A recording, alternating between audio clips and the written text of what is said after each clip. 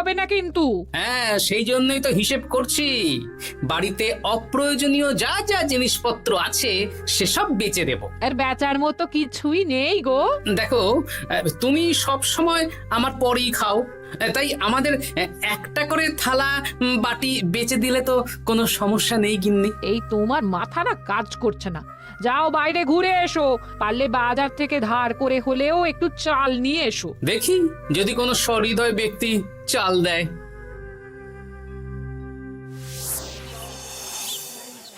না গোপাল দাদা, বাজারের অবস্থা খুব খারাপ, আর আমি ধারে বিক্রি করছি না। আহা, আরে আমি কোনোদিন তোমার একানাও বাকি রেখেছি বলো? আমি বুঝতে পারছি গোপাল দাদা, কিন্তু আমিও নিরুপায়। গত মাসের বেতন এখনো পাইনি। মহারাজ অনির্দিষ্ট কালের জন্য রাজসভা বন্ধ রেখেছেন। বিশ্বাস করো, বিশ্বাস করো, বেতন পেলেই তোমার ধার আমি মিটিয়ে দেব। এই সপ্তাহ খানেক আগে একই কথা বলে সেনাপতি ধারে 25 কেজি চাল নিয়ে গেছেন। এখন ওনার কোনোই পাত্তা নেই। কি যে করি, কাছের বন্ধু বলতে বিজ্ঞানী আর সভাকবি। দেখি ওদের বাড়িতে একবার ঢুঁ মেরে।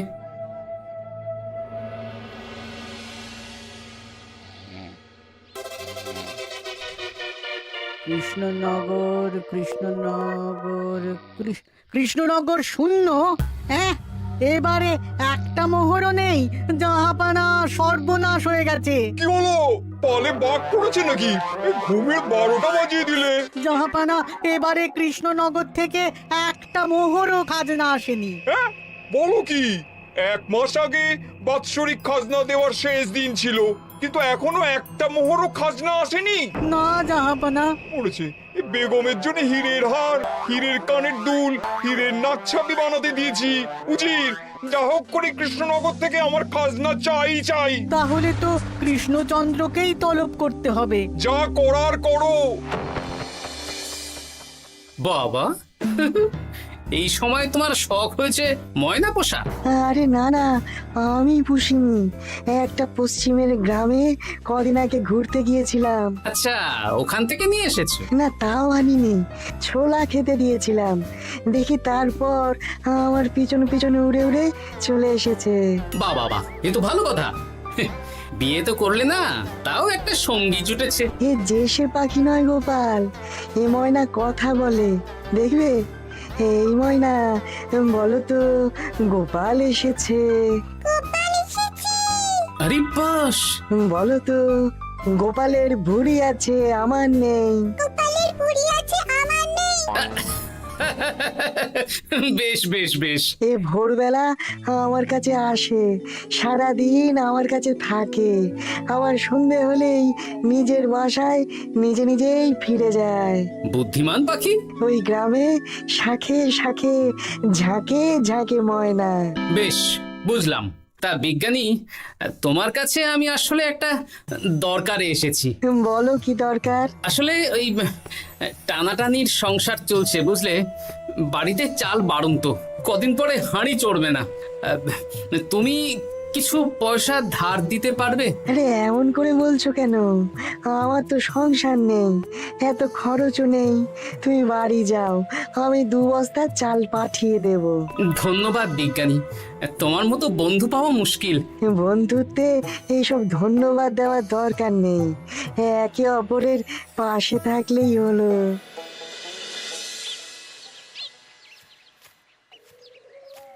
এ কি গো, খালি হাতে ঢুকছো যে? বিজ্ঞানী আমাদের 2 বস্তা চাল পাঠাবে, তাই কিছুটা হলেও চিন্তা কমলো, বুঝলে। ওমা, এই তো সারা বাজার ঘুরে তো ধারে চাল পেলাম না, অগত্যা বিজ্ঞানীর বাড়ি গেলাম। উনি সত্যি তোমার বন্ধু? হ্যাঁ গিন্নি, জানি না কতদিন আমাদের রাজসভার সমস্যাটা চলবে। দেখি অন্য কোনো কাজে লাগতে হবে, বুঝলে। এই দেখো দেখো, যা করার তাড়াতাড়ি করো, এভাবে তো আর চলতে পারে না গো। কি নবাব বাহাদুর আমাকে ডাকছেন? হ্যাঁ, জাহাপনা আপনার উপরে রেগে আছেন। অতি সত্বর আপনাকে দেখা করতে বলেছেন। এবারে চাষাবাদের মন্দার কারণে রাজস্ব আদায় তেমন ভালো হয়নি, তাই খাজনা পাঠাতে পারিনি। আর কিছুদিন অপেক্ষা করতে বলুন, আমি ঠিক খাজনা পাঠিয়ে দেব। এখন আর খাজনা নিয়ে কথা বলবেন কিনা জানি না। আপনাকে নবাব এই আদেশ পাঠিয়েছেন আপনি 2 দিনের মধ্যে নবাব বাহাদুরের সাথে দেখা করবেন। আচ্ছা ঠিক আছে।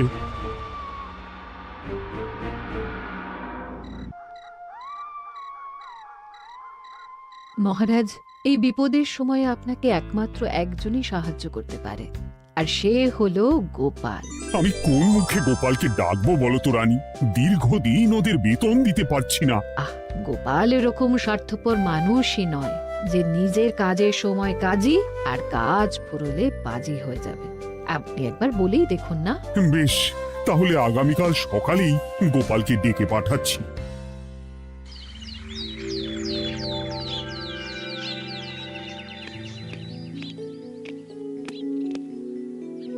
আসতে পারি মহারাজ? হ্যাঁ গোপাল, এসো এসো। মহারাজ আমাকে হঠাৎ ডেকে পাঠালেন যে? শোনো, নবাব বাহাদুর বলেছেন ওখানে যেতে হবে, কারণ এবারে কৃষ্ণনগর থেকে কোনো খাজনা পৌঁছয়নি। মহারাজ, আপনি গেলেও বিপদ, না গেলেও বিপদ। হ্যাঁ, সেটাই তো আমাকে সবচেয়ে বেশি ভাবাচ্ছে, কিন্তু না গেলেই যে নয়। তাহলে এক কাজ করি মহারাজ, আমিও বরং আপনার সাথে যাই। যা বিপদ আসবে একসাথে লড়বো। ও গোপাল, তুমি যেন আমার বুক থেকে পাথর নামিয়ে দিলে। তোমাকে যে কি বলে ধন্যবাদ জানাবো। তাহলে কখন বেরোবেন বলুন? আজকে সন্ধ্যের দিকে বেরিয়ে পড়বো, তাহলে কাল সকাল সকাল মুর্শিদাবাদ পৌঁছে যাব। কতদিন থাকতে হবে তো কিছুই জানি না, তাহলে ওই 3-4টে জামা কাপড় ধুতি নিয়ে নেব, কি বলেন? হ্যাঁ হ্যাঁ, তাই নিও। তাহলে সন্ধ্যাবেলা রাজবাড়িতে এসো, একসাথেই বেরিয়ে পড়বো। আচ্ছা মহারাজ। বলি, তোমার কি মুর্শিদাবাদে না গেলেই নয় গো? আমাকে তো যেতেই হবে গিন্নি। জানি নবাব বাহাদুর কিভাবে ছক করে কল করে, তুমি সাবধানে থেকো গো। দেখো, আমি যখন যাচ্ছি তখন নবাব বাহাদুরকে এবার সাবধানে থাকতে হবে। হ্যাঁ, ঠিক আছে, মাথা ঠান্ডা রাখবে, বেশি ওস্তাদি করতে যাবে না। এমনিতেই আমাদের অবস্থা এখন ভালো নয়। আরে তুমি অতিরিক্ত চিন্তা করো না তো গিন্নি। জাহাপনা, কন্যাগুলো কবে আসবে? এখনো 2-3 দিন সময় লাগবে বেগম। এত সময় লাগছে কেন জাহাপনা? দেশের কোণে কোণে খুঁজে সেরা সেরা হিরে দিয়ে বানানো হচ্ছে যে, সময় তো লাগবেই বেগম। তাহলে তো অনেক খরচ হচ্ছে। তাও হচ্ছে বটে, কিন্তু তোমার জন্য আমি সব করতে পারি। আমাদের মুর্শিদাবাদের হীরালালের হাতের কাজ দেশের সেরা। আপনি সত্যি আমাকে ভালোবাসেন, আমার জন্য এত খরচ করে গয়না বানিয়ে দিচ্ছেন। তুমি খরচ নিয়ে এত চিন্তা করো না। কৃষ্ণনগর থেকে এই বছর ভালো খাজনা প্রাপ্য ছিল, কিন্তু এখনো একটা কানাকড়িও আসেনি। তাহলে আপনার গয়না বানাতে যা খরচ হবে সব আপনার সিন্দুক থেকে দিয়ে দেবেন। না না না, কৃষ্ণনগর থেকেই আদায় করব, ওকে তলব করেছি। আচ্ছা, সহিস, গাড়ি ছাড়ো। যথাজ্ঞা মহারাজ। এই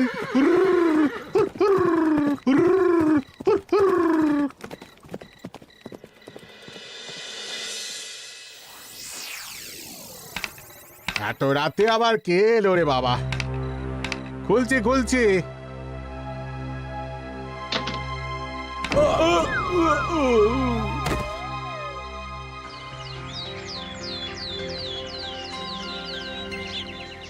সর্বনাশ হয়ে গেছে জাহাপানা। কি হয়েছে হীরালাল? নবাব বাহাদুর, মহারাজ কৃষ্ণচন্দ্র আর গোপাল এসেছেন আপনার সাথে দেখা করতে। ওদের দরবারে আসতে বলো। হ্যাঁ, এবার বলো হীরালাল, কি হয়েছে? এই, তোমার মাথায় পট্টি কেন? জাহাপানা, গত রাতে আমার সর্বস্ব লুট হয়ে গেছে। বলো কি হীরালাল? তোমার কাছেই তো বেগমের হীরের সব গয়নাগাটি বানাতে দিয়েছিলাম। হ্যাঁ জাহাপানা, সব গেছে। আমার মাথায় মেরে সব লুট করে নিয়ে গেছে। এবার আমি কি করব জাহাপানা? বেগম সাহেবা, আপনার গয়না যে হীরালাল শেখরার কাছে জাহাপনা বানাতে দিয়েছিলেন, ওনার সব লুট হয়ে গেছে। মানে? আমি এক্ষুনি নিজের কানে শুনে এলাম, এখন হীরালাল শেখরা এসেছে। আমি এক্ষুনি যাচ্ছি। কি করব জাহাপানা, আমার তো সব শেষ হয়ে গেল। আমি কোনো কথা শুনতে চাই না, আমার ওই হীরের গয়নাগুলো চাই। চাই বললেই তো পেয়ে যাবে না। এখন এই গয়না শুধু নয়, হীরালালের সব সোনা দানা চুরি হয়ে গেছে। সেগুলো খুঁজে পেতে হবে। বিগত কয়েক বছর আমার মুর্শিদাবাদে কোনো চুরি ডাকাতি হয়নি। প্রত্যেকটা গ্রামবাসী সুখে শান্তিতে আছে। বাইরের কোনো শত্রু আসারও সুযোগ নেই। গ্রামের সীমানায় দিন রাত প্রহরী থাকে। যদি এসেও থাকে পালাতে পারবে না। এবারে তাহলে চোরটা কে বুঝবো কি করে? এসব সামান্য চোর ধরার কাজ আমার কাছে নস্যি। জাহাপনা, আপনি যদি কৃষ্ণনগরের এবছরের খাজনা মকুব করে দেন, তাহলে আমি চোর ধরার ক্ষেত্রে সাহায্য করতে পারি। ঠিক আছে কৃষ্ণচন্দ্র, তোমার এই গোপাল যদি চোর ধরে দিতে পারে তাহলে এবছরের খাজনা মুকুব। আগে আমি ওই শ্যাকরার সাথে একান্তে কিছু কথা বলতে চাই। বেশ, প্রহরী প্রহরী, তুমি গোপাল আর শ্যাকরাকে একটা ঘরে নিয়ে যাও। আসুন। এবার আপনি চুরির ঘটনাটা বলুন। চুরি না, ডাকাতি। সে যাই হোক, বলুন বলুন। গতকাল রাতে, তারপর সকালে জ্ঞান ফিরে ঘরে গিয়ে দেখি সব ফাঁকা। আমার ঘরের সাথেই লাগোয়া দোকান। আচ্ছা, দেখুন, আমি আপনার কথা শুনে আর একটু আগের যা আলোচনা শুনলাম তার থেকে মনে হচ্ছে এই চোর স্থানীয় চোর। কি করে বুঝলেন? কারণ বাইরের চোর হলে তো এত নিখুঁত কাজ করা সম্ভব নয়। চোর নিশ্চয়ই আপনাকে ব্যক্তিগতভাবে চেনে। হ্যাঁ, এবার মশাই আপনি বলুন তো, আপনার কোনো শত্রু আছে? না, শত্রু নেই তেমন। আমার সাথে কারো সম্পর্ক খারাপ নেই। আর আমাদের পাড়ায় সবাই ব্যবসায়ী, সবাই সম্ভ্রান্ত লোকজন। বেশ, তাহলে সব ব্যবসায়ীদেরকেই ডাকতে হবে। আমি নবাব বাহাদুরকে বলে দিচ্ছি, আপনি এখন আসুন। নবাব বাহাদুর, আপনি ওই গ্রামের সকল ব্যবসায়ীদের আপনার মহলে ডাকার ব্যবস্থা করুন। সবাই কিন্তু বেশ সম্ভ্রান্ত ব্যবসায়ী। সে হোক না, ওই গ্রামে তো সবাই ব্যবসায়ী, আর বাইরের কোনো লোক গ্রামে ঢোকেনি বা বাইরেও যায়নি। তাই যদি কেউ চোর থেকে থাকে তাহলে ওই ব্যবসায়ীদের মধ্যেই আছে। বেশ, আমি সবাইকে আমার মহলে নিয়ে আসার ব্যবস্থা করছি। আর একটা ফাঁকা বড় ঘর চাই, যেখানে চোর ধরার পরীক্ষা হবে।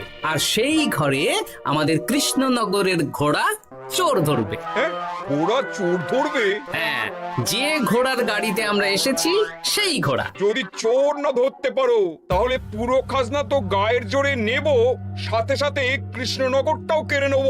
আমার উপর একটু ভরসা রাখুন নবাব বাহাদুর, আর যা বললাম করুন। বেশ, শুনুন, এই ঘরে আমার এক প্রিয় ঘোড়া আছে, আর সামনে একটা বালতিতে ছোলা সেদ্ধ রাখা আছে। আপনারা সকল ব্যবসায়ীগণ একে একে যাবেন, দরজা ভিতর থেকে বন্ধ করবেন, আর ঘোড়াকে এক মুঠো করে ছোলা খাইয়ে ফিরে আসবেন। তারপর কি বাড়ি চলে যাব? না, সবার ছোলা খাওয়ানো হয়ে গেলে আমি ঘোড়ার কাছে যাব, আর ঘোড়া কানে কানে আমাকে বলে দেবে কে চোর। তাহলে আর দেরি কেন, সবাই একে একে যাও।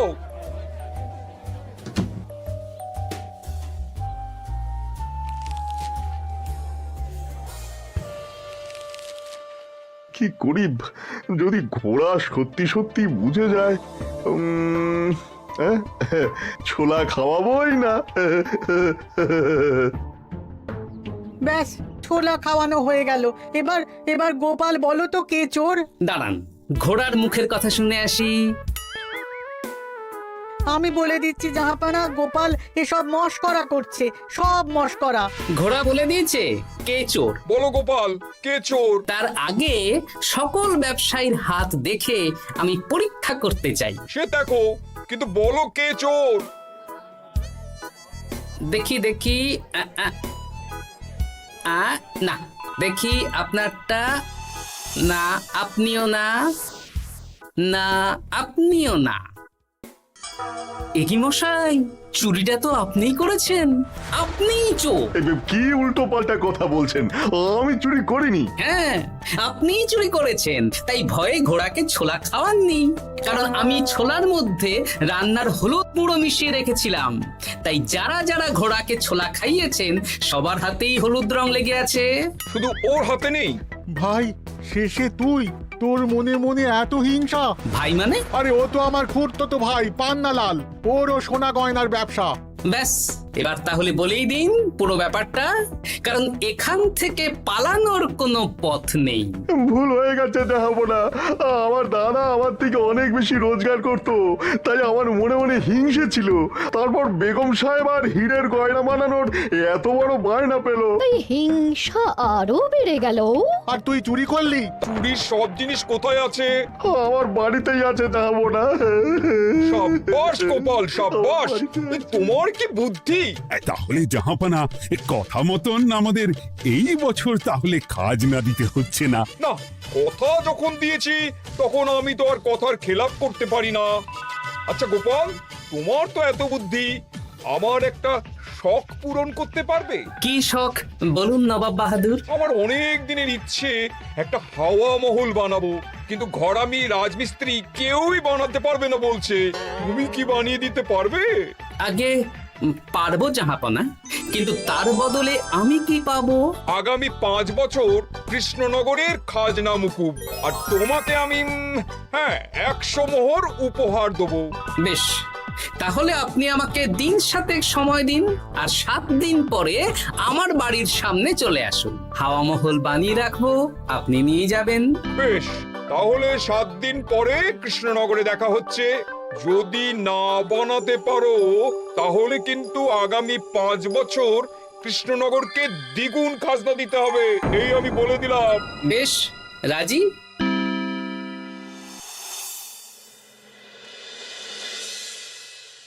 বেশ তো বড় মুখ করে বলে দিলে হাওয়া মহল বানাবে।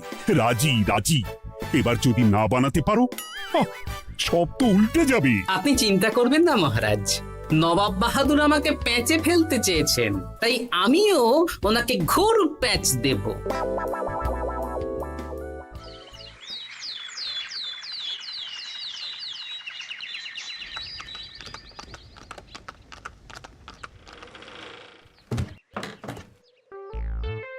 কি গোপাল, আরে কোথায় আমার হাওয়া মহল? 7 দিন হয়ে গেছে তো, তাই মহল দেখতে চলে এলাম। কাজ একদম শেষ পর্যায়ে, চলুন পশ্চিমের মাঠে চলুন। গিন্নি, তুমি মহারাজকে খবর দাও আর বলো পশ্চিমের মাঠে চলে আসতে। আরে তাড়াতাড়ি কর, তাড়াতাড়ি কর। ওই দেখুন, আপনার হাওয়া মহল তৈরি হয়ে গেছে। কই? উপরে দেখুন। ওরে, নবাবের হাওয়া মহল বলে কথা, ইট কথা হয়ে গেছে। এবার রং কর, রং কর। হাওয়া মহল রং করছি তো, এত তাড়া দিস না। আরে তাড়াতাড়ি কর, তাড়াতাড়ি কর। আরে এসব আবার কি? ময়না পাখি হাওয়া মহল তৈরি করছে? হ্যাঁ, হাওয়া মহল তো, তাই হাওয়াতেই তৈরি হচ্ছে। হাওয়া তো আর চোখে দেখা যায় না, আমি তৈরি করিয়ে দিয়েছি। এবার জাহাপানা আপনি নিয়ে যান। হয়ে গেল, এবারেও গোপাল দাও মেরে দিল। মানে আমি কি করে? সে তো জানি না জাহাপনা, আপনি বলেছিলেন হাওয়া মহল বানিয়ে দিতে হবে, আর আমি আপনার আবদার পূরণ করেছি। এখন আগামী 5 বছর আমরা খাজনা মুক্ত। সাব্বাস গোপাল। ওরে, রংটা ভালো করে কর, ভালো করে কর। নবাবের হাওয়া মহল। গোপাল, তুমি সত্যিই বুদ্ধিমান, তোমার বুদ্ধির জবাব নেই। শোনো, আগামী 5 বছর কৃষ্ণনগরের খাজনা মুকুব, আর এই নাও তোমার 100 মোহর উপহার। এবার বলো, তুমি এই অসম্ভবকে সম্ভব করলে কি করে? আমি বুঝতেই পেরেছিলাম, আপনার মুর্শিদাবাদের চোর ধরার পরে আপনি আমাকে যখন হাওয়া মহল বানাতে বললেন, তখন নিশ্চয়ই কোনো উদ্দেশ্য আছে। কারণ আপনি তো মন থেকে চাননি যে খাজনা না দিয়ে আমরা মুক্তি পাই। তাই গোপাল এই চালটা চাললো। যদিও আমি গোপালকে একটু সাহায্য করেছি। কিরকম সাহায্য? কদিন আগে আমি বিজ্ঞানীর ঘরে গিয়ে দেখি একটা ময়না হুবহু মানুষের মতন কথা বলছে। আর বিজ্ঞানী বলল এরকম অনেক ময়না পাখি আছে। ব্যাস, এই এক সপ্তাহ ধরে আমি ময়নাগুলোকে বিভিন্ন বুলি শেখালাম, আর ওরা সেগুলোই বলে চলেছে। নয়, হ্যাঁ। ওরে রংটা ভালো করে কর, নবাবের হাওয়া মহল। মহারাজ, 100 মোহর আপনি রাখুন। আমাদের সব সভাসদদের এই মোহর থেকেই আপাতত বেতন দিয়ে রাজসভা শুরু করুন। ধন্যবাদ গোপাল, তোমাকে আমার সভাসদ পেয়ে আমরা সবাই ধন্য। আর বিজ্ঞানীকেও।